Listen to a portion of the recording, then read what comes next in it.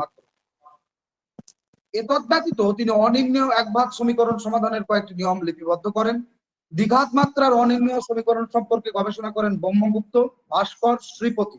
এই সমীকরণগুলির ধরন হলো nx স্কয়ার প্লাস c সমান y square, nx square plus 1 সমান y স্কয়ার। ব্রহ্মগুপ্ত কতগুলি লেম্মা বা উপপ্রতিজ্ঞার সাহায্যে উপরোক্ত সমীকরণদ্বয় সমাধান করেন। হিন্দুদের অনির্ণীয় দ্বিঘাত সমীকরণ সমাধান পদ্ধতি অয়লার ও লগ্রাঞ্জের পূর্বে বীজগণিত তথা সমগ্র সংখ্যা তত্ত্বের বৃহত্তম আবিষ্কার বলে বর্তমানে স্বীকৃত।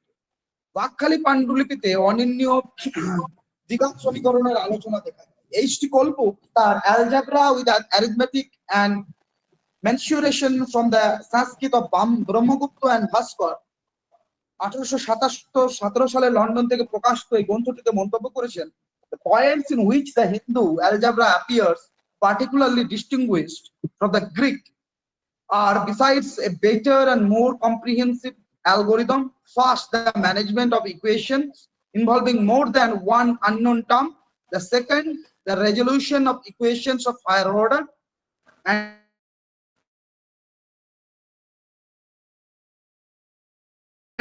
third, general methods for the solution of intermediate problem of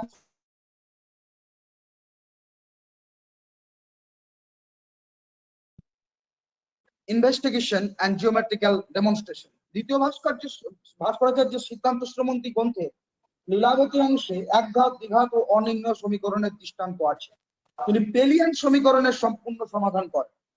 JD বার্নাল তার সায়েন্স অ্যান্ড হিস্ট্রি গ্রন্থে মন্তব্য করেছেন, there was also, and this is of the greatest importance for the whole world, a new development of science, particularly mathematics and astronomy, associated with the name of the two, Aryabhatta and Varahamihir, in the 5th century, and with Brahmagupta in the 7th. A decisive new development was made there about this time.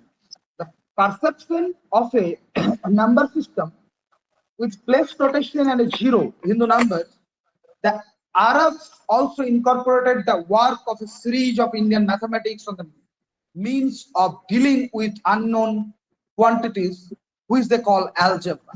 বেদোত্তর যুগে জ্যামিতি গবেষণার ক্ষেত্রে হিন্দুরা সেইরূপ কোনো মৌলিকতার পরিচয় দেয়নি। এই সময় জ্যামিতির সামান্য যা কিছু চর্চা হয়েছিল তা পরিণীতিকে কেন্দ্র করে। আর্যভট্ট ত্রিভুজের যে ক্ষেত্রফল দিয়েছেন তা সমদ্বিবাহু ত্রিভুজের ক্ষেত্রে প্রযোজ্য। ত্রিভুজের স্থূল ও নির্ভুল ক্ষেত্রফল নির্ণয় করার সূত্র নির্দেশ করেন ব্রহ্মগুপ্ত। নির্ভুল ক্ষেত্রফল নির্ণয়ে তিনি হিরোর সূত্রের প্রয়োগের কথা বলেন। ব্রহ্মগুপ্ত হিরোর পদ্ধতি অনুসরণ করে বৃত্তস্থ চতুর্ভুজের ক্ষেত্রফল নির্ণয় করেন।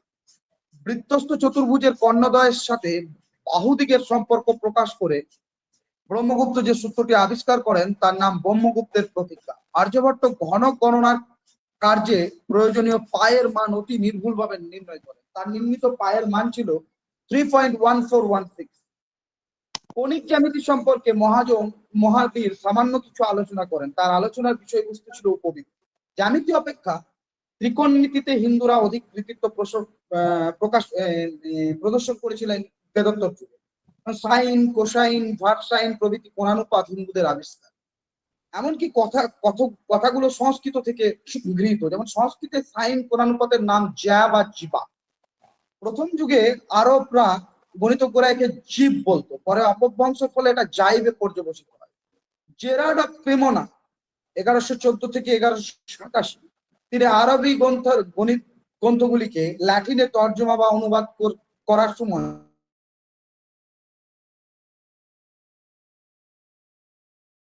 জাইবের ল্যাটিন করেন সাইন শব্দের উত্তাপে কোজ্জার ভাষান্তরের ফলে ল্যাটিনে কোসাইনাস, সেখান থেকে কোসাইন, আবার ভার্সাইনের সংস্কৃত রূপ উৎক্রম।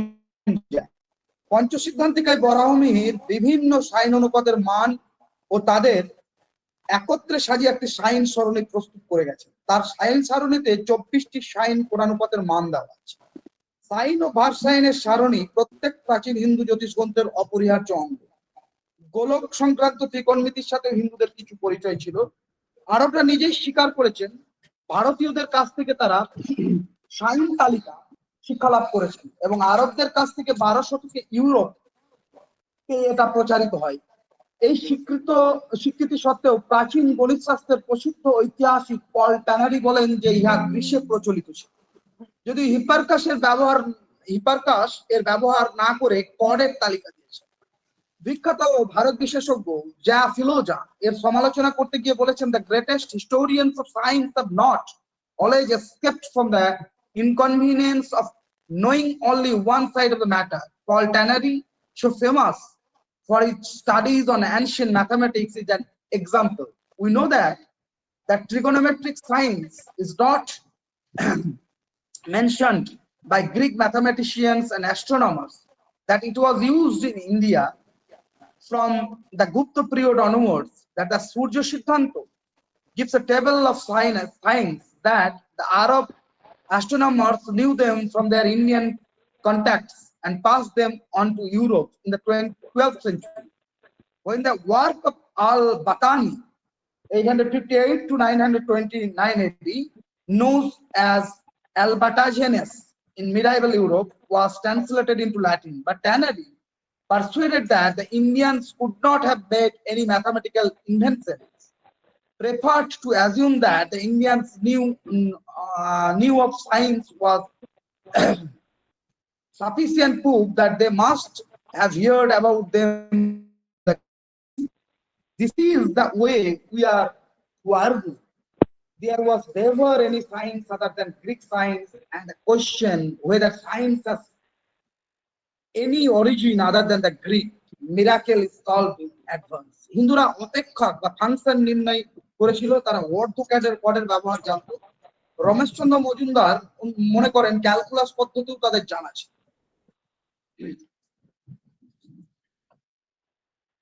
শূন্য আবিষ্কার সম্ভবত খ্রিস্টপূর্ব দ্বিতীয় বা প্রথম শতকে, অর্থাৎ দশমিক স্থানিক অঙ্কপাদন পদ্ধতি আবিষ্কারের সময় হিন্দুরা শূন্য ও তার প্রতীক আবিষ্কার করেছিল। 1 থেকে 9 পর্যন্ত সংখ্যায় নাম দেওয়া হয়েছিল শূন্য বিন্দু, সংখ্যার নাম দেওয়া হয়েছিল শূন্য বিন্দু ও পরের সংক্ষেপে শুধু শূন্য। পিঙ্গলের ছন্দসূত্রে 200 BC শূন্যের ব্যবহার পরিলক্ষিত হয়। আর্যভট্ট বর্গমূল নির্ণয়ের পদ্ধতি আবিষ্কার করেন। এই পদ্ধতিতে তিনি দশমিক অঙ্কপাদন ও শূন্যের ব্যবহার অবলম্বন করেন।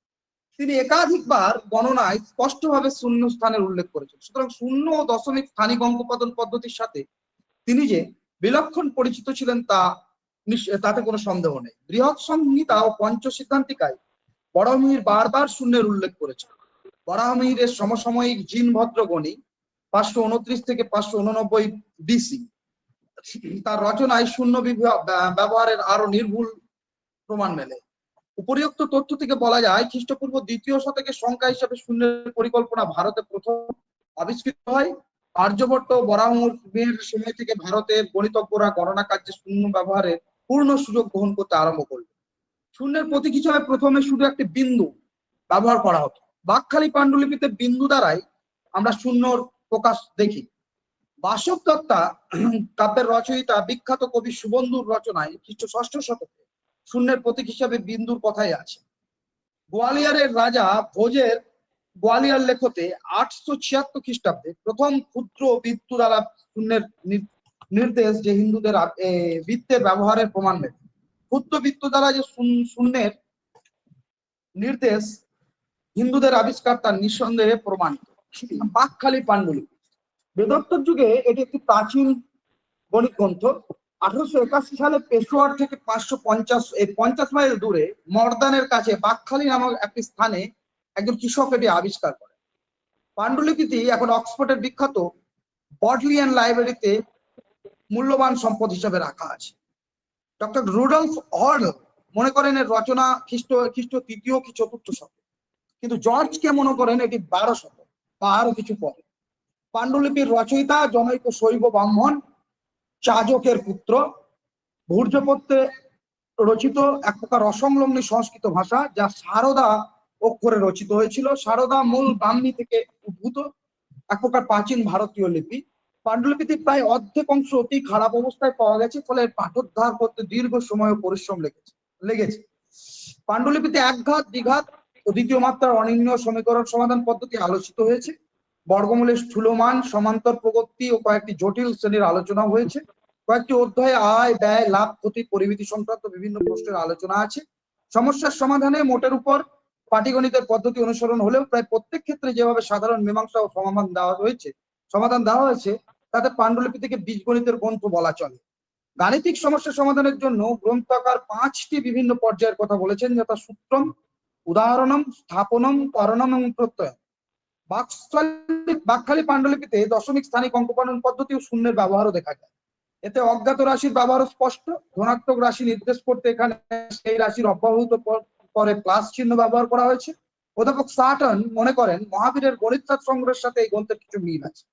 দু এক জায়গায় আরব বিজ্ঞানের প্রভাব এই আরব গণিতের প্রভাব বর্তমানে অধিকাংশ ঐতিহাসিক মনে করেন এটি 4th শতকে রচিত। তবে কিছুদিন সাম্প্রতিক কিছু ঐতিহাসিক এটিকে 10ম বা 12শ শতকের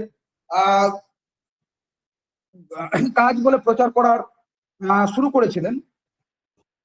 এদের মধ্যে ইরফান হাবিবও আছেন। ইরফান হাবিবের বক্তব্য ছিল এটি 12শ শতকে রচিত। তবে বহু আগে হিস্ট্রি অফ হিন্দু ম্যাথমেটিক্স গ্রন্থে বি.ভি. দত্ত এবং অবধেশনারায়ণ সিনহা এর সময়কাল সম্পর্কে বলেছিলেন এটি খ্রিস্ট 2য় শতকের পরবর্তীকালে কোনো অবস্থাতেই রচিত নয়। বর্তমানে দীর্ঘ বিতর্কের পর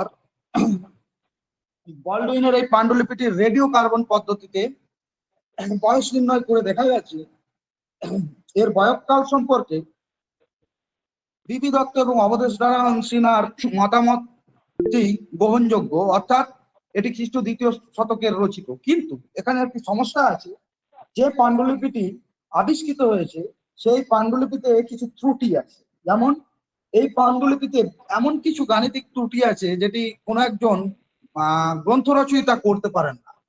2 নম্বর, এই পাণ্ডুলিপিতে 6 ধরনের হস্তলেখা হাতের লেখা আছে, 6 জনের হাতের লেখা। এই থেকে বর্তমানে অনেক বিশেষজ্ঞ মনে করছেন যে এটি মূল গ্রন্থের ভাষ্য বা ভাষ্যেরও ভাষ্য। স্বাভাবিকভাবেই ভাষ্য গ্রন্থটির সময়কাল যে পাণ্ডুলিপিটি পাওয়া গেছে সেটি খ্রিস্টীয় 2য় শতক হলে আদি গ্রন্থের বয়ঃকাল এর থেকেও প্রাচীন হওয়ার সম্ভাবনা আছে। সুতরাং এই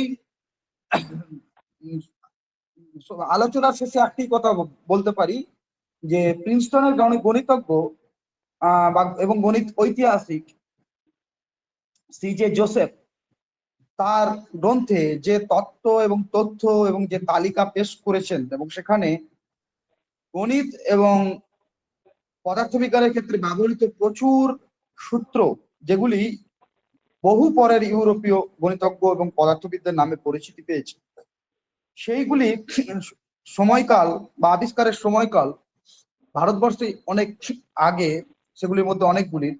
এ ব্যাপারে বর্তমানে আর কোনো সন্দেহ নেই। কিন্তু এই ইতিহাস চর্চা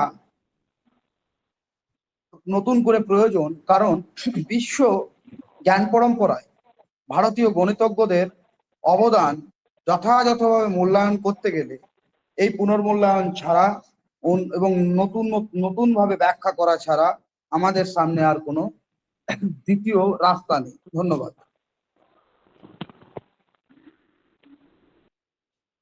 থ্যাংক ইউ অধ্যাপক কৌশিক ঘোষ। আমাদের মধ্যে উপস্থিত আছেন গণিত বিভাগের অধ্যাপক চন্দন মণ্ডল। স্যার, আপনার যদি কোনো বক্তব্য থাকে আপনি পেশ করতে পারেন। খুব সুন্দর প্রেজেন্টেশন হয়েছে। আমার এমনি কিছু জানার নেই, তো ভালো লাগলো যে ইতিহাস বিষয়েও গণিত বিষয়ে একটা চর্চা হয়েছে। আমার খুব ভালো লাগলো এটা শুনে। থ্যাংক ইউ চন্দন মণ্ডল। আর একটা কথা বলে রাখি সবাইকে, এখানে যারা জয়েন করেছেন, কৌশিক ঘোষের একটি বই আছে ভারতীয় গণিতের ইতিহাস, প্রাগৈতিহাসিক থেকে মধ্যকালীন ভারতবর্ষের সময়কাল অবধি। বইটা আর্ট পাবলিশিং থেকে বেরিয়েছিল 2015 সালে। বইটা খুব সমাদৃত হয়েছে, তো যদি কারোর ইচ্ছা থাকে বইটা পড়তে পারেন, ভারতীয় গণিতের ইতিহাস। এবং উনি এই বিষয়ে আরো গবেষণা করছেন। তো আমি বলবো ছাত্রছাত্রীদের মধ্যে থেকে যদি কারো কোনো প্রশ্ন থাকে তোমরা স্যারকে করতে পারো। বিষয়টা খুব সুন্দর, কারণ ভারতীয় গণিতের ইতিহাসটা জানাটা খুবই জরুরি। কারণ আমরা জানি, স্যার তো বলেইছেন যে দশমিকের আবিষ্কার বলো বা 1 থেকে 9 অব্দি সংখ্যার আবিষ্কার বলো, সবই ভারতীয়দেরই সৃষ্টি। সুতরাং পুরো গণিতের যে কাঠামোটা পুরোটাই কিন্তু ভারতের গণিতজ্ঞদের দ্বারাই কিন্তু নির্মিত হয়েছিল। কারো কোনো কোশ্চেন থাকলে নির্দ্বিধায় করো স্যারকে, কোনো অসুবিধা নেই।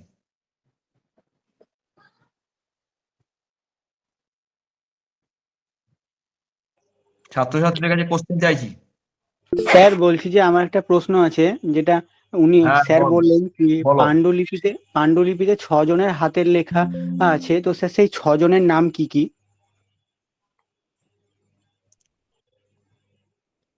6 জনের হাতের লেখা বলতে তোমার হ্যান্ড রাইটিং এক্সপার্ট যারা, তারা বুঝতে পারে যে একটা হাতের লেখা কার বা হাতের লেখা কোন মানসিক স্থিতিতে লেখা হয়েছে, কোনো টেনশনে লেখা হয়েছে কিনা, বা কোনো অস্বাভাবিক অবস্থায় লেখা হয়েছে কিনা, বা খুব ধৈর্য ধরে লেখা হয়েছে কিনা। তো দক্ষিণ ভারতের কয়েকজন গণিত ঐতিহাসিক তারা বেশ কিছু বছর আগে, প্রায় 50-60 বছর আগে, প্রথম এই পাণ্ডুলিপির ফটোকপি দেখার পর তার হ্যান্ড রাইটিং নিয়ে চর্চা করে, এবং এ বিষয়ে একটি খুব পুরনো বইও আছে। এই মুহূর্তে আমার লেখকের নাম ঠিক মনে আসছে না, দুজন জয়েন্টে লিখেছিলেন। তো সেখানে তারা ওই প্লেট পাণ্ডুলিপির যে পাতাগুলো 28টা মতো, এই 64টা মতো পাতা পাওয়া গিয়েছে, তার মধ্যে 12টা খুব ভালো কন্ডিশনে আছে, বাকিগুলো কয়েকটা তো পড়াই যায় না, কয়েকটার অবস্থা খুব খারাপ। তো সেই যেগুলো পড়া যায় তার মধ্যেই দেখা যাচ্ছে যে একজনের হাতের লেখা নয়, কোনো একজনের হাতের লেখা নয়, 5-6 জনের হাতের লেখা তারা আইডেন্টিফাই করেছে, কিন্তু ব্যক্তিকে সেটা জানা যায়। এবার যেহেতু 6 জন একটা পাণ্ডুলিপিতে লিখছে, একজন লেখকের নাম দেওয়া আছে, তাহলে এই পাণ্ডুলিপি ভাষ্যের ভাষ্য বা কমেন্ট্রি বলা হয়, টিকা গ্রন্থ আর কি, টিকা বা টিকা এটা অনুমান করেছে, এটা অরিজিনাল গ্রন্থটা নয়। অরিজিনাল গ্রন্থ যদি হতো তাহলে সেই লেখকই এটা লিখতো আর কি, এককভাবে লিখতো। এবং এখানে কিছু গাণিতিক প্রশ্নের ভুল আছে, মানে কি বলবো, একজন গণিতজ্ঞ ওরকম ভুল করতে পারে না, এরকম কিছু এররও আছে। সেই নিয়ে সুদীর্ঘ আলোচনা আছে, কিন্তু ইউরোপীয় ঐতিহাসিকরা এই আলোচনার দিকে দৃষ্টি দিতে চান না। এমনকি একজন জাপানি গণিতজ্ঞ আছেন, ঐতিহাসিক, তিনিও এই বাক্কালি পাণ্ডুলিপিকে উড়িয়ে দিতে চেয়েছিলেন, যে এটা ত্রয়োদশ চতুর্দশ শতকের রচনা। তো তারও বাক্কালি পাণ্ডুলিপি নিয়ে বিখ্যাত একটি কাজ ছিল আর কি, এই বলডুইনের রিসেন্ট রেডিও কার্বনের আগে পর্যন্ত। তো তার আগে পর্যন্ত সেদিকে খুব গুরুত্বপূর্ণ একটি কাজ ধরা হতো, কিন্তু বলডুইনের পাণ্ডুলিপিতে যখন বাক্কালি পাণ্ডুলিপির সময়কাল 2য় শতক নির্ধারিত হয়েছে, তখন ওই গোটা থিওরিটাই কিন্তু বাতিল হয়ে গেছে।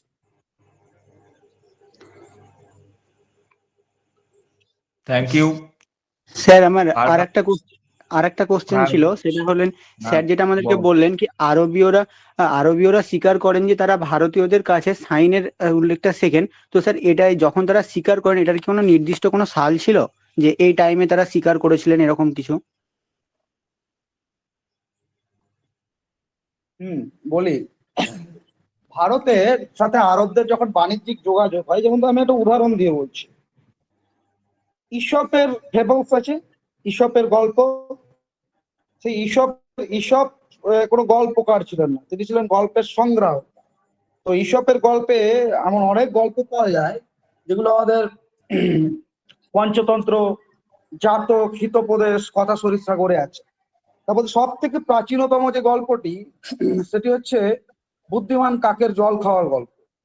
একটা কাক খুব তৃষ্ণার্ত, সে জল খাবে, একটা পাত্রে জল আছে, সে পাত্রে পাথর দিয়ে দিয়ে জলটা তুলে তৃষ্ণা নিবারণ করবে। এটা সিন্ধু সভ্যতার একটি বিদ পাত্রে আছে প্রথম, তার এটি অতি প্রাচীন গল্প, কিন্তু এই গল্প ঈশপের ফেবলসে পাওয়া যায়।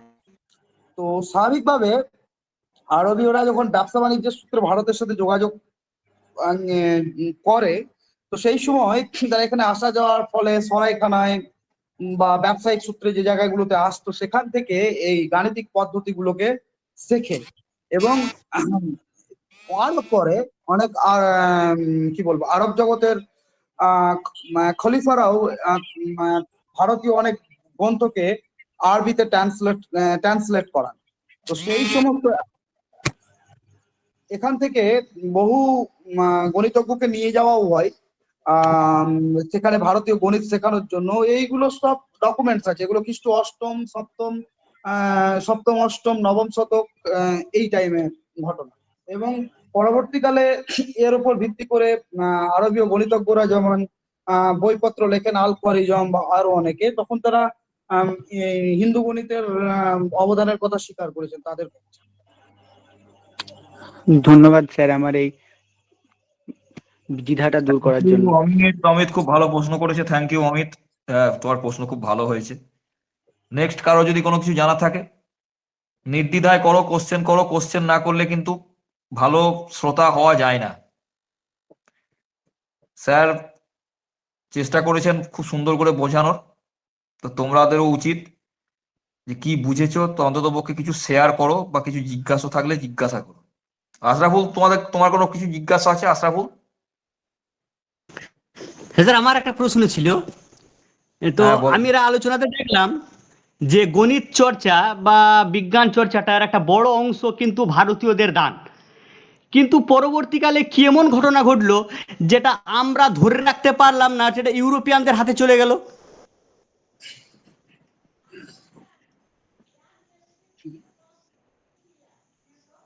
এখন প্রথম কথা হচ্ছে, আমরা আমাদের যে ইতিহাসটা চর্চা করি সেটা উত্তর ভারত কেন্দ্রিক, আর্যাবর্ত কেন্দ্রিক, প্রাচীন যুগ, মধ্যযুগ, আধুনিক যুগ। এটা তোমরা ইতিহাসে নিশ্চয়ই পড়েছো, মিলের ভারত বিভাজনকে কেন্দ্র করে। এখন উত্তর ভারতের ইতিহাস আলোচনা করতে গিয়ে আমরা দক্ষিণ ভারত চর্চা করি না।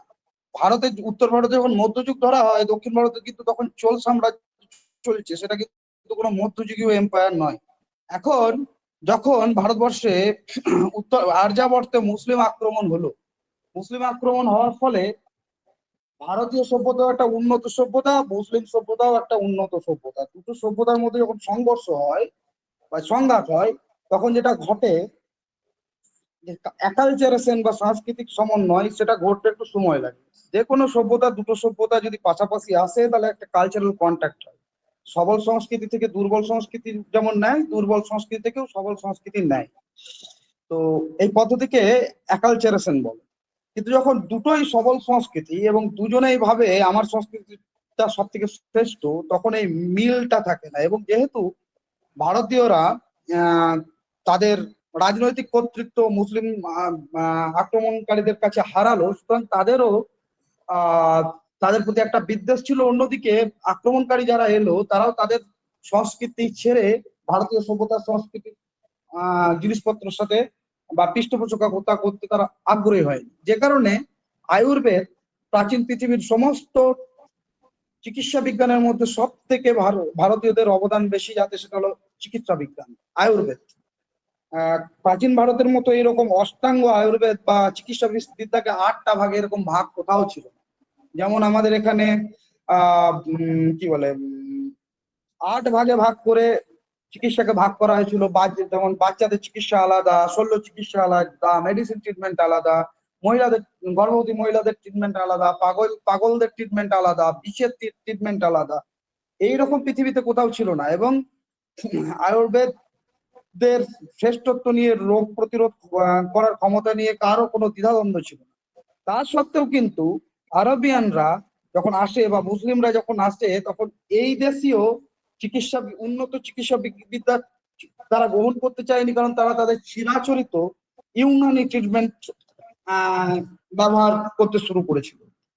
ইউনানির সাথে আয়ুর্বেদের একটা থিওরিটিক্যাল পার্থক্য আছে। ইউনানিতে যেখানে বায়ু আর পিত্ত কে রোগের কারণ বলা হয়, সেখানে আয়ুর্বেদে কিন্তু বায়ু, পিত্ত, কফ 3টি জিনিসকে বলা হয়। থিওরিটিক্যালি অন্য সময় যদি সময় পাই তাহলে বোঝাবো যে কারো আয়ুর্বেদের থিওরিটা কেন অনেক বেশি গ্রহণযোগ্য। এখন আগেকার যুগে যারা বিজ্ঞান চর্চা করতেন, তারা এই শাসকদের পৃষ্ঠপোষকতা ছাড়া তো করতে পারতেন না, তাহলে খাবার জুটবে না।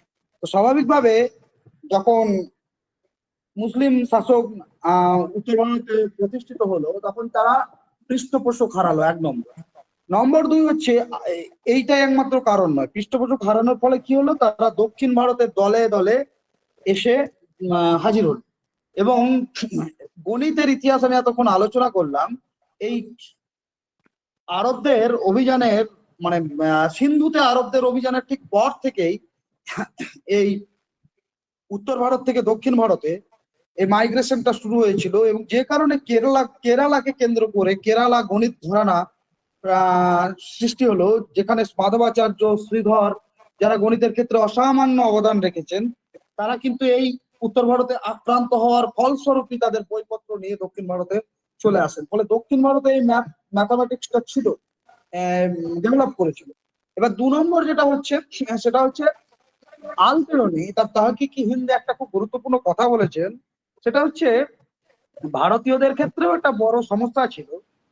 তিনি লিখছেন, ভারতীয় হিন্দুরা মনে করে তাদের মতো তাদের পৃথিবীর কোথাও থেকে কিছু নেওয়ার নেই, তারা তাদের জ্ঞানই শ্রেষ্ঠ, পৃথিবীর বাইরে যে কোথাও বিজ্ঞান থাকতে পারে, পৃথিবীর বাইরে যে কোথাও কি বলে সভ্যতা থাকতে পারে, এটা তারা কল্পনা করতো না।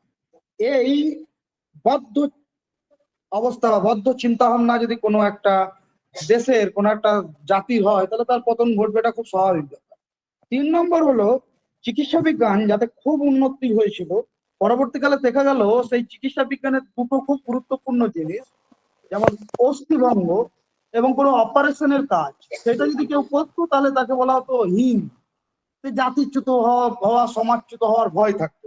ফলে হাড়ের চিকিৎসা দেখা গেল পরবর্তীকালে পশুপালকরা করছে, আর ঘা ফোড়ের চিকিৎসা করছে নাপিতরা, যেটা এখনো আমাদের এদেশে অনেক জায়গায় এই পশ্চিমবাংলায় আমাদের এলাকাতেই চালু আছে। মোড়া হলে নাপিতের কাছ থেকে কাটিয়ে আনা। তো স্বাভাবিকভাবে এই যদি পরবর্তীকালে চিন্তা ভাবনা হয়, তাহলে বিজ্ঞানের অবনতি ঘটবেই। তবে মূল যেটা গুরুত্বপূর্ণ জিনিস সেটা হচ্ছে অন্যের আমাদেরটাই শ্রেষ্ঠ, বাইরে থেকে কিছু দেওয়ার নাই, এই ধারণা। আর 2 নম্বর হচ্ছে পৃষ্ঠপোষকতার অভাব। আর 3 নম্বর হচ্ছে কিছু কিছু জায়গায়, যেমন নালন্দা বা এই সমস্ত জায়গায় যে কি বলে আক্রমণের ফলে আক্রমণকারীদের আক্রমণের ফলে যে মূল্যবান বইপত্র ধ্বংস হয়েছিল আগুন লাগানোর ফলে নালন্দা বা বিক্রমশিলায়, সেগুলোও ভারতীয় জ্ঞান চর্চার ক্ষেত্রে অবনতির ক্ষেত্রে একটা গুরুত্বপূর্ণ বিষয় বটে। Thank you. দেবকৃষ্ণ স্যার কিছু প্রশ্ন আছে? দেবকৃষ্ণ স্যার।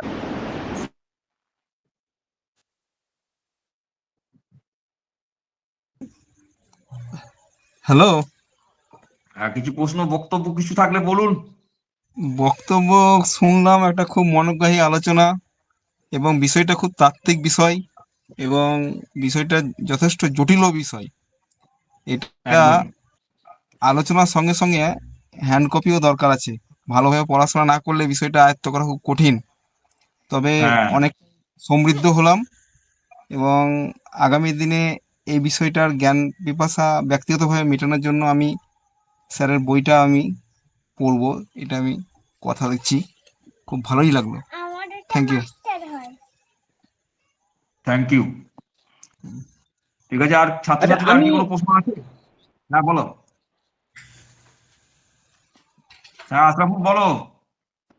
হ্যাঁ স্যার, আমার আরেকটা বিষয় ছিল যে আমি ওই আরব বাণিজ্য পড়ার সময় একটা বিষয় পেয়েছিলাম যে আরব বণিকরা ভারত থেকে তাদের আমাদের বিজ্ঞান চর্চাগুলোকে, বিজ্ঞানের দর্শনগুলোকে তারা যখন নিয়ে যায়, তারপর তারা যখন নিজের মতো করে আরবিতে অনুবাদ করে সংস্কৃত সাহিত্যকে, এবং সংস্কৃত সাহিত্যে তারা আরবি অনুবাদ করার পরে তারা অনেক বেশি তারপর তথ্য দিয়েছিল বা অনেক রেফারেন্স দিয়েছিল। তাই ইউরোপিয়ানরা যখন এগুলো সংগ্রহ করতো তখন আরবদের কাছ থেকে সংগ্রহ করতো। তো এই বিষয়টার সত্যতা সত্য যদি একটু বলেন।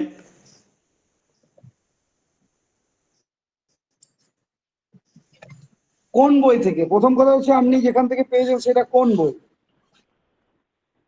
না এটা একটা ওই বই, এটা বাংলাদেশি একটা বই বটে, কলকাতা বইমেলা থেকে কিনেছিলাম, ওখানে আরব বাণিজ্যটা পড়ছিলাম। তো ব্যাপার হচ্ছে বইটা কার? বইটা যারা পাঠ্যপুস্তক লেখে তাদের, না কোনো হিস্টোরিয়ানের? পাঠ্যপুস্তক লেখে যদি তেসলিম চৌধুরী বা এই জাতীয় লেখক হয়, তাহলে কোনো আলোচনার এখানে স্কোপই নাই। হ্যাঁ, যদি এটা সতীশচন্দ্র লেখে, ইরফান হাবিব লেখে, রমিলা থাপার লেখে বা সঞ্জীব সান্যাল লেখে তাহলে আলোচ্য বিষয়। যদি কোনো তেসলিম চৌধুরী, জীবন মুখার্জি হয় তাহলে সেইটা আলোচ্য বিষয় বলে আমার মনে হয় না আলোচনা করা যায়। তবে আপনার কোশ্চেনের আমি জবাব দিচ্ছি। প্রথম কথা হচ্ছে, প্রথম এই বইটার আরবিয়ান বইপত্রের ভারত থেকে যেমন অনুবাদ হয়, অনুবাদ করতে প্রচুর ভারতীয় সংস্কৃত পণ্ডিতকে নিয়ে যাওয়া হয়, যারা আরবি ভাষা সম্পর্কে দক্ষ ছিল, বা কিছু কিছু ক্ষেত্রে খলিফা মনসুরের দরবারে অনুবাদ হয়েছিল বই। তো সেখানে এবং একজন দক্ষিণ ভারতীয় গণিতজ্ঞ ইয়াকুব নাম নিয়ে মক্কা গিয়েছিলেন কিসের জন্য। তিনি খবর পান যে ভারতীয় গণিতের সাথে আরবীয় গণিতের মিল আছে, সেটা কিছু পরে একাদশ শতকে, দশম শতকে। তো তার আগে থেকেই ভারতীয় গণিত আরবে যাচ্ছিল। এখন যখন একজন লেখক কোন একটা সূত্রকে লিখবে, তখন লেখার সময় যখন সে অনেক উদাহরণ ব্যবহার করবে, তো উদাহরণ ব্যবহার করার ক্ষেত্রে সে তো তার স্বাভাবিকভাবে তার পাঠক যেমন বুঝতে পারবে সেই রকম জিনিস বুঝবে। এখন যদি আমি একটা, ধরুন অঙ্ক করতে গিয়ে একজন ম্যাথামেটিশিয়ান লিখলো যে একটা সরানে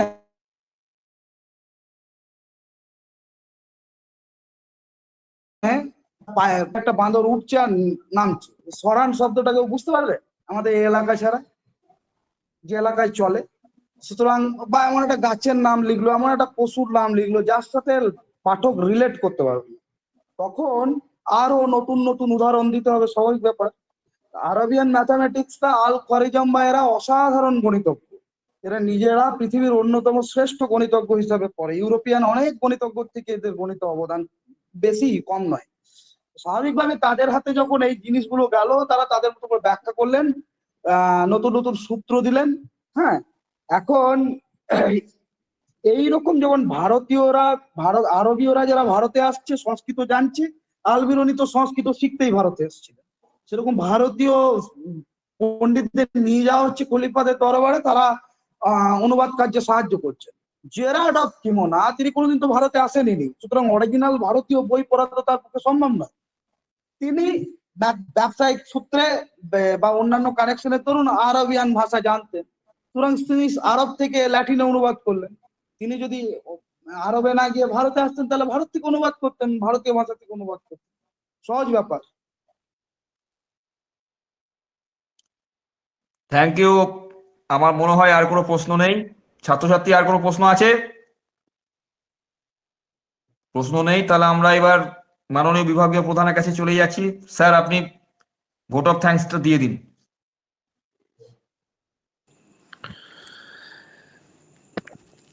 অশেষ ধন্যবাদ আমাদের মাননীয় যে বক্তা ডক্টর কৌশিক ঘোষ মহাশয়কে। তিনি আজকের আলোচনায় প্রাচীন ও মধ্যযুগীয় গণিত চর্চার ইতিহাস যে আছেন, সেখানে তার আলোচনায় শুরু করেছিলেন প্রাচীন ভারতীয় ধর্মচর্চার যেমন গণিতে ব্যবহার হয়েছে, তেমনি ভাবে হরপ্পা সভ্যতার নাগরিকদের গণিতের ব্যবহার থেকে বৈদিক সাহিত্যায় গণিত কিভাবে এসেছে এবং তার সাথে সাথে মধ্যযুগে গণিতের কিভাবে বিকাশ হয়েছে তার পর্যালোচনা করেছেন। তার এই আজকের আলোচনা উপস্থিত ছাত্রছাত্রীদের মনে এই বিষয়ে আগ্রহ তৈরি করবে এই আশা রাখি, এবং ধন্যবাদ ডক্টর কৌশিক ঘোষ মহাশয়কে তার উজ্জ্বল উপস্থিতির জন্য। ভবিষ্যতে তিনি আরো এমন প্রাঞ্জল বক্তৃতা দেবেন, আলোচনা করবেন, এবং আমরা তাকে আমাদের মাঝে পাবো বলে আশা রাখি। ধন্যবাদ। Thank you. আজকে মোটামুটি হলো। আগামীকালকে বক্তা ডক্টর দেবাশিস সরকার, উনি ইউনানি মেডিসিনের উপর বলবেন মধ্যকালীন ভারতবর্ষে। আশা করি সেটাও ভালো লেকচার হবে। সকলকে বলবো যে 6:45-এর মধ্যে যেন সবাই জয়েন করে যেও। ঠিক আছে, thank you Kaushik. Thank you. হ্যাঁ।